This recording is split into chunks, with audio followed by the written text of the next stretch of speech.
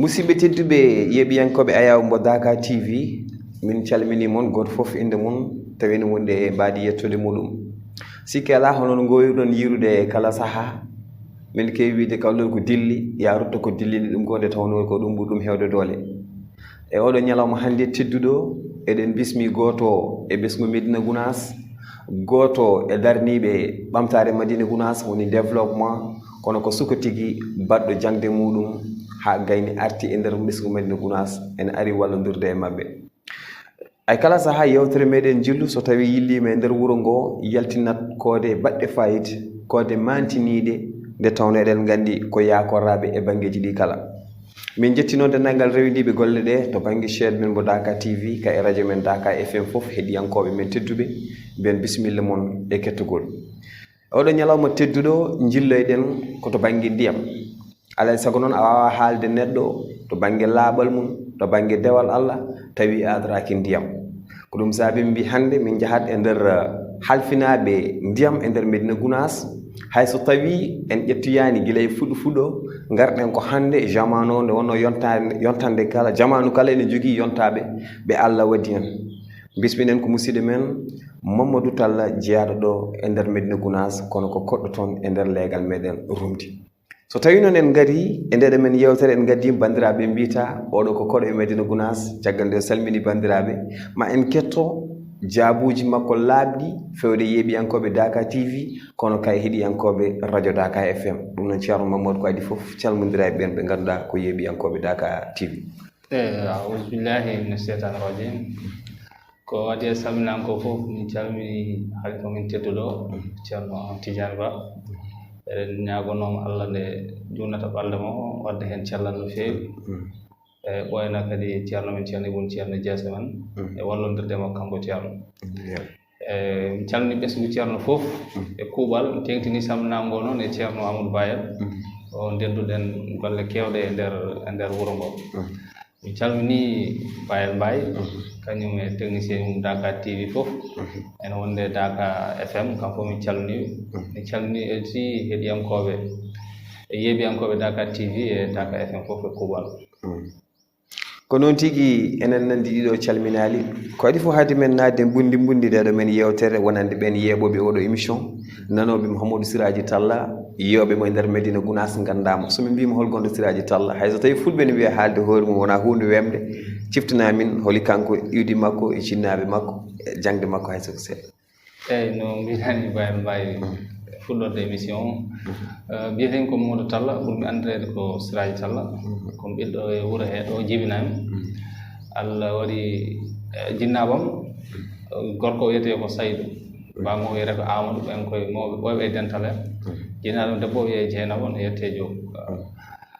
ko ɗo min jibinami kono mi mawnani ɗo e wuuro he mawnimi ko Fouta e wuuro no wiye Gollere ko toon jami guiɗo mboɗo yaare duuɓi 4 ha dañmi bac fayida on saaha mi fuɗɗi artude o ga nammi école ko l'an 2000 dañmi bac no wuuro wiye Matam en 2013 caggal mum jami université Cheikh Anta Diop mo Dakar ɓami ɗon 3 ans biologie chimie géoscience ummi ɗon ɓami formation en comptabilité et gestion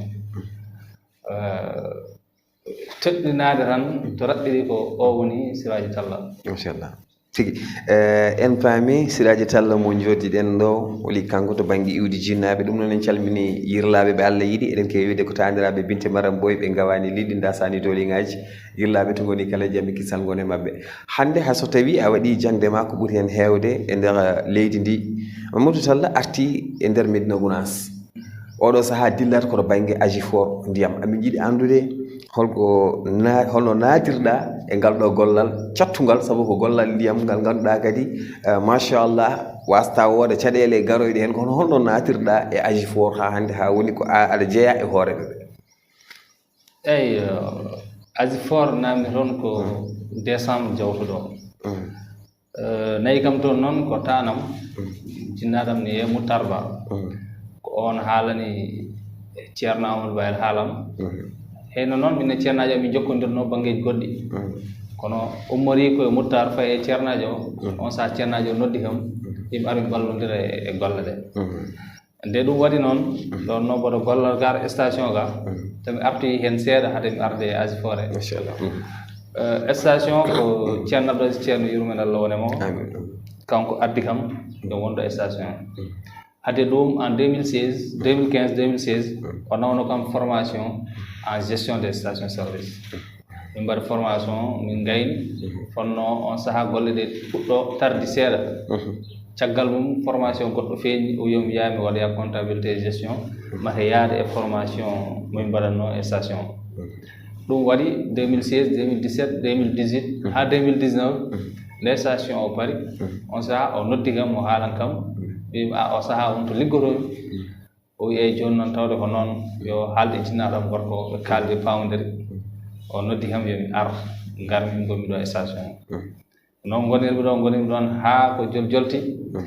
golle Asifor to ɓe cohli toon woɓɓe Moutar Ba toɓɓi kam haalan ceernajo noddi kam haalani kam hami yewtide e mawɓe ardiɓe ko faari affaire station e jinnago fof jewtimi e maɓɓe on saaha puɗɗimi to Asifor to pour laɓɓinde kadi wonko haalete heen no min garde Asifor ni ko ni yaari ko Moutar Ba haalan ceerno Ambayel min yomi armi wona toon to Asifor to kala no nanira banggue goɗɗo wona no woori ko ni woori tigi noon laaɓi ceer en paami to baŋnge fuɗɗode golle makko ɗo e ndeer Médina Gounass ko adi fof ko jokkodiral makko e ceerno Abdou Aziz ceerno yo yurmede Allah wone makko haa toon to baŋnge échantillon hayso tawi en garani hange en nayiraki to baŋnge échantillon mo Médina Gounass wasta e jangunuji garoji ma en garto heen so Allah lamɗo jaaɓi hannde eɗen ƴetta jubbude e ndeer ndiyam hannde a naati e Asifor mo Médina Gounass eɗen mbiya tan yo yurmede Allah wone jinnaɗo men Baba Demba Saydou goto e taniraɓe e jinnaɓe kañumne kadi waɗino heen gollal mawgal en calmini Alaji Harouna Ba en kamɓe fof ɓe gonini heen hannde holmin jiiɗi anndude hol gollal ma heen en tant que koye ndeer Asifor dillata kono wonande heewɓe ɓe gannda hol darde nde ndenɗa heen eyi Asifor to mi woni secrétaire général fayida association fof waɗi bureau waɗi président waɗi vice président waɗi secrétaire waɗi trésorier kono to baŋnge ndiyam to Asifor Madina fayida président ala toon golle ko kanko tan décision battindiɗo fof koye makko kala ko ari koye makko yanata kono golle ɗe fof ko secrétariat o jogui ɗum secrétaire général kañum waɗa coordonné activité ji Asifor o fof guila liggotoɓe toon ha forage kala panoji baɗɗi kanko darto ha waɗa réparé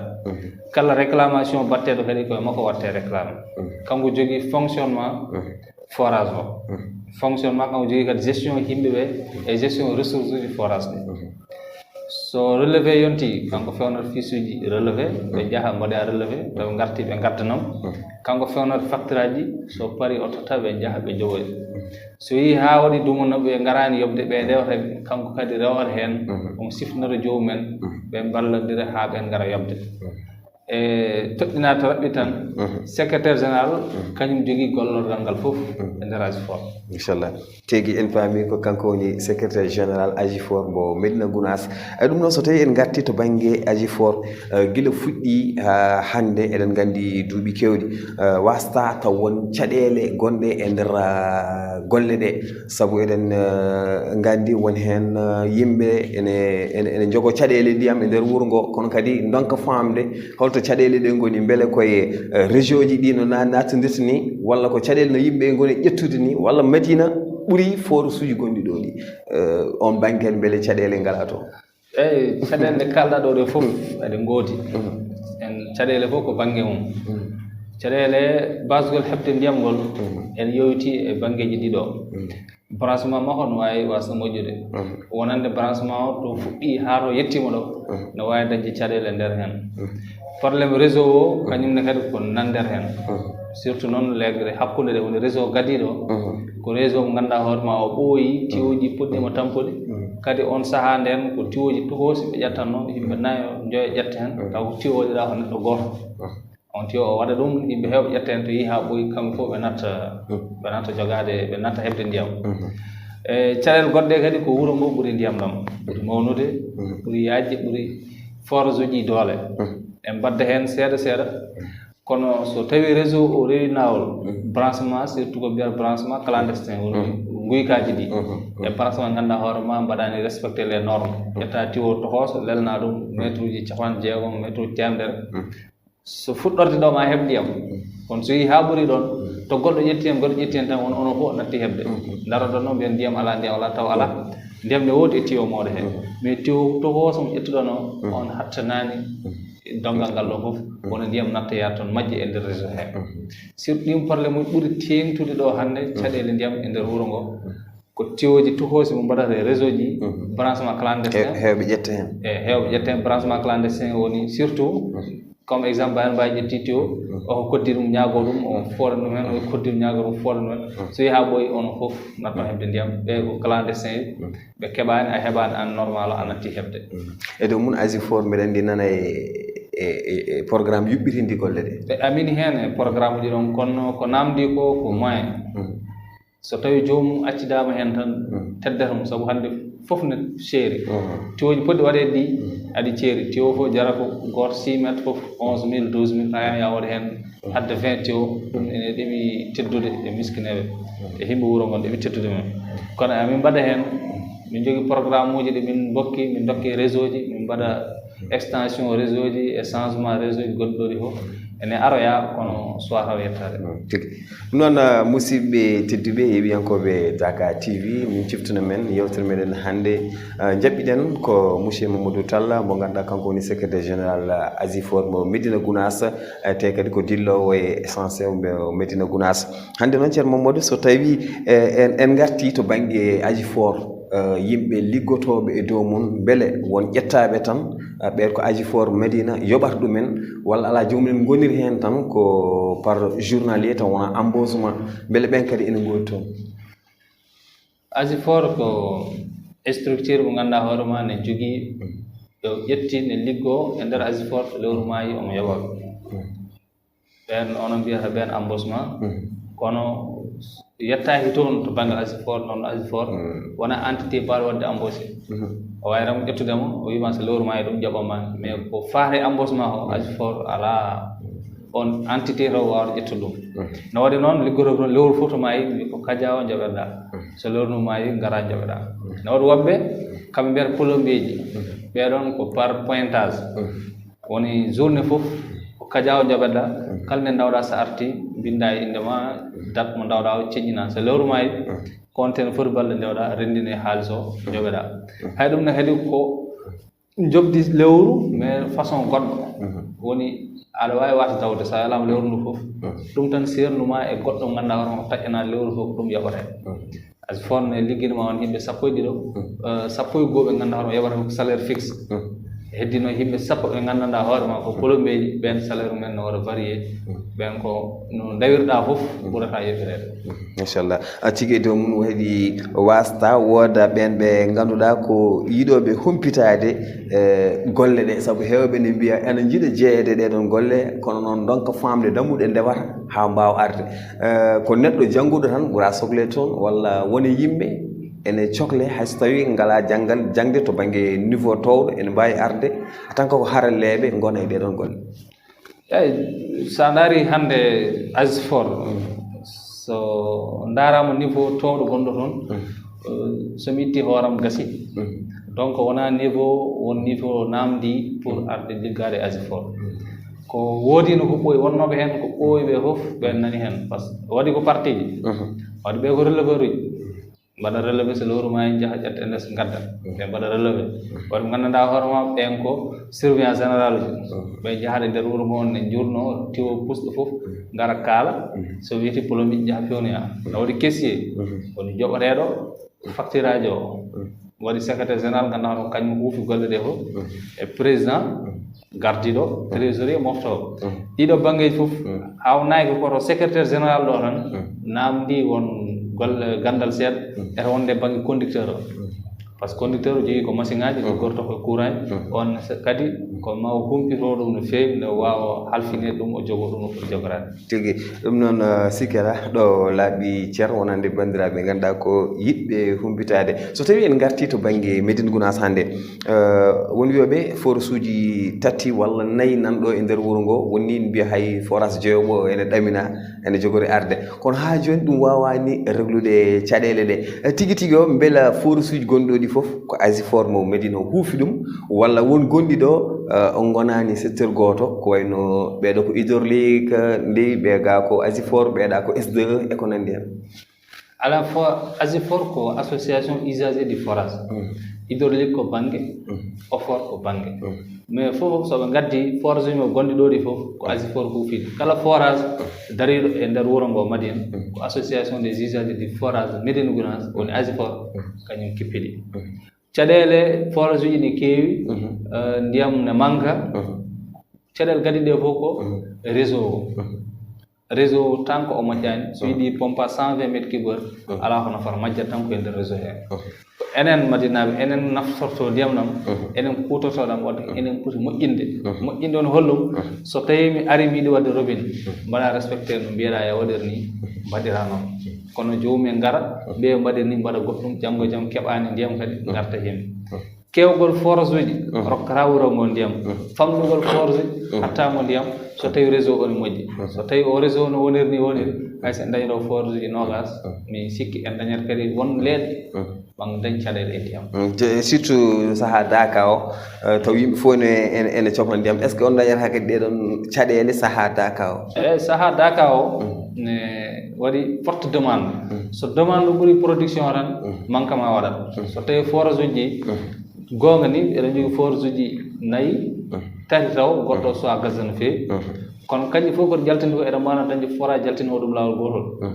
par ce que forage uji pompe uji ɗi wona pompe uji au début toho 50 mètres cube heure 30 25 mètres cube heure fof so rinnama aɗa andi wonani hay 120 mètres cube heure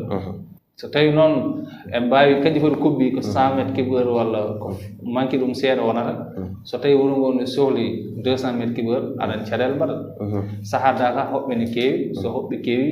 consommation ndiyam ɓeyɗo consommation ndiyam ɓeydi alors capacité forage o ɓeyɗa ɗum ne kadi addat caɗele noon tigui sikki ala eɗen gandi yewtere meɗen ɓoyata naywa to banggue Daka TV ken jokkoɓe noon to banggue Daka FM ha joni to banggue Asifor won wiyoɓe Asifor ne ɓuuɓi saabu woni yimɓe jobata ndiyam ha yimɓe goto fof haalira ene yiɗiri kadi min kewani yiide Asifor ene ñaaɗa comme no service aji goɗɗi ɗi ni addande jomum bonde coupure en kuppude jomum ko beele ko maslaha woni yimɓeɓe way noon walla ko yimɓeɓe keewi caɗele woni jaɓata arde yobde ma mbaɗe communiqué ji woɓɓe ni ko ma tawye coupé nde puɗɗo arde yobde Asifor jogui ɗum ko yamirore woni ceerno yiiɗa hay goto lebta hay goto ceerno yimɓe maslodir so maslodir noon kadi to lorodir Asifor ne ñaari ñaaɗani min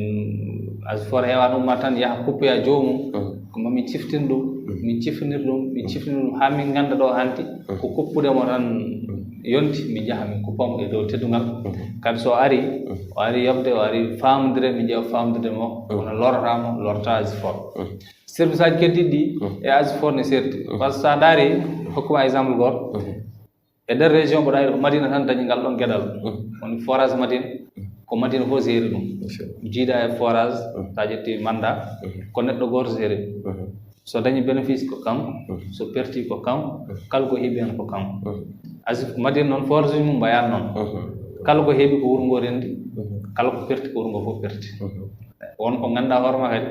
jomumen ma nden on hurum surtout ceerno ñande fof no yimɓe maslodir hoto lorodir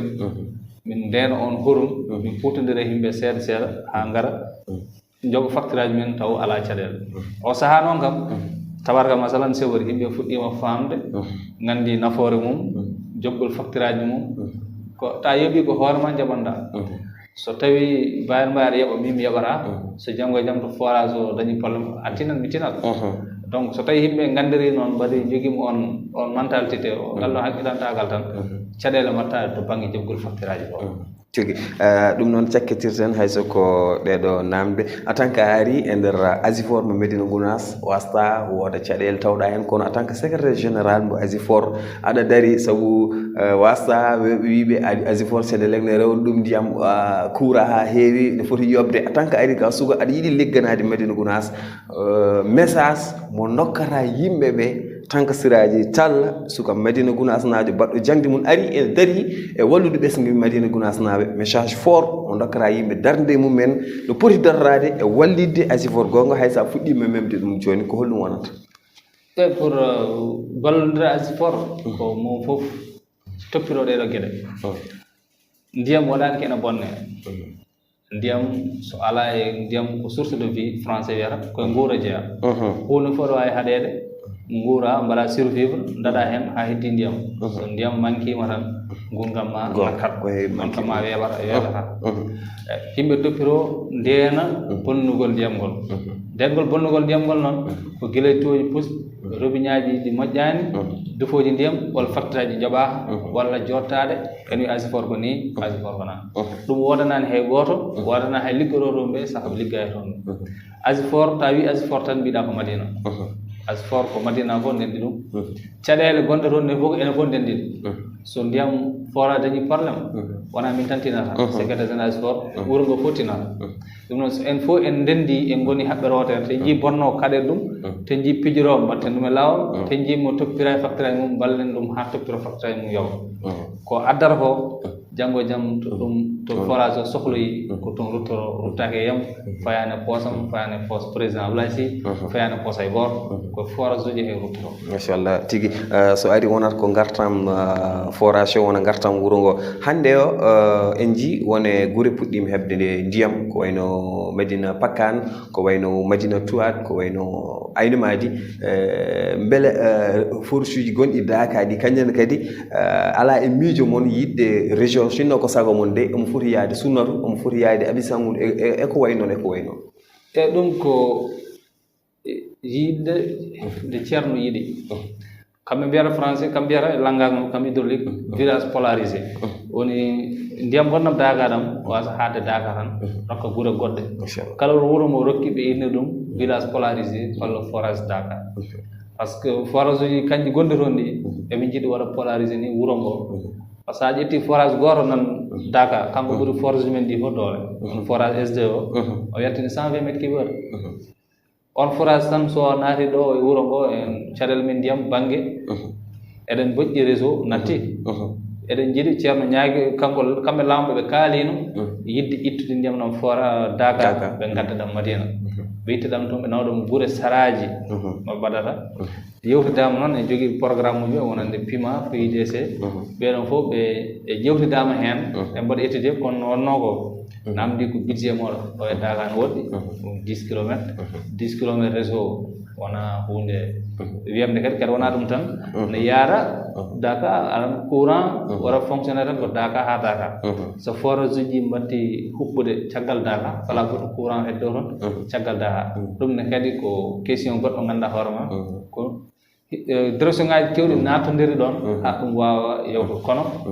to heɓama no yiiɗa kadi ko moƴƴere tigi ɗum noon monsieur Mamadou Talla ko ɗum ɗo wonno émission men hannde humpito ngam humpitde bandiraɓe wonɓe boowal to banggue naggol ma e Asifor mo Médina Gounass en paami wadde bandiraɓe ɗum noon yeeɓiyankoɓe Dakar TV e Dakar FM min jettono min jarno no feewi so tawi won musidɓe ɓe ganduɗa ko onon liggodirta guila e président ha e wonɓe toon ɓe jiɗɗa salminde en bisimilla eyi kamɓe min liggodirta ɓe fof min jettinaɓe salminago kadi